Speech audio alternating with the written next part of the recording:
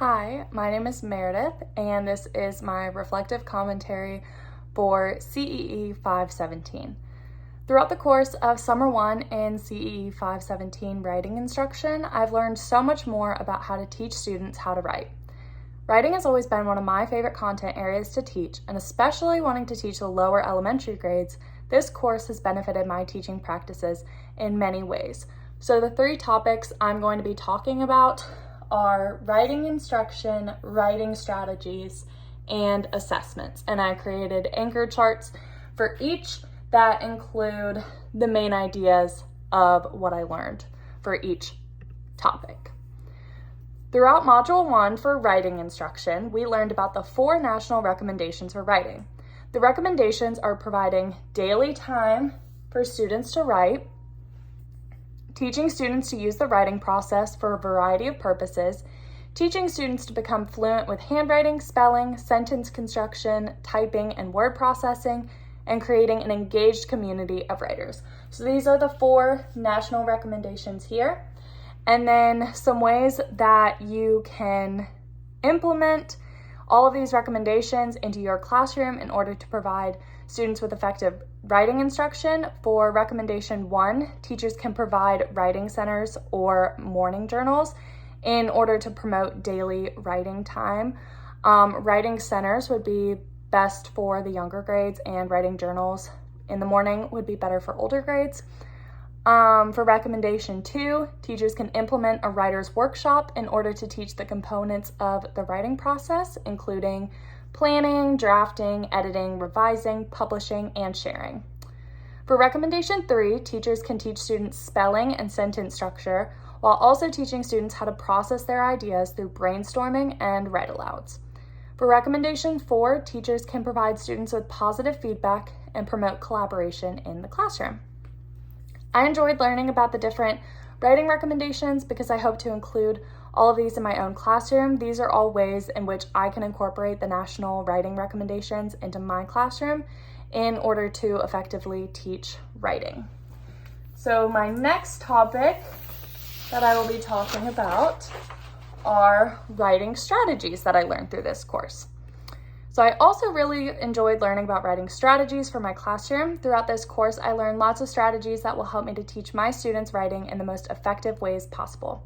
In Module 5, we learned all about writing strategies, including the Write Aloud method and Writer's Workshop.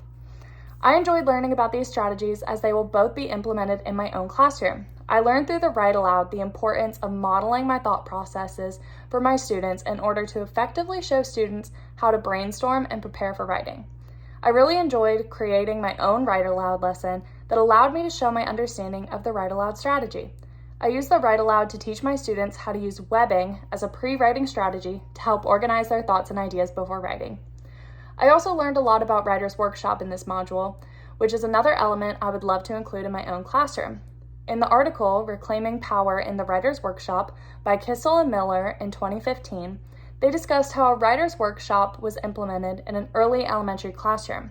Through this research, the authors used their power within the writer's workshop to ensure writing was a daily practice in pre-kindergarten classrooms, wrote about stories often censored in early childhood classrooms, and claimed new writing identities for the students. This research article was very interesting to me as I would love to implement my own writer's workshop in an early childhood classroom, and the strategies used in the article will help me to do so. And for my lastly, I learned a lot about effectively assessing my students' writing abilities throughout Module 7. In the Graham textbook in Chapter 14, I got to develop a deeper understanding of assessing my students' writing. The 3 questions that can guide assessing students, as stated in the textbook, are: what writing skills and knowledge do my students need to acquire? What skills and knowledge do they have right now? And how do I help my students move forward? I think that these are all great guiding questions to get you started with where you want to assess your students. I also found the assessment for learning section in this chapter very interesting. I learned that formative assessment consists of 5 activities in writing, which are interconnected and interdependent. These include clarifying criteria for success, eliciting samples of students' performance, providing students with feedback that moves them forward, engaging students as peer supports, and helping students take ownership of their own learning.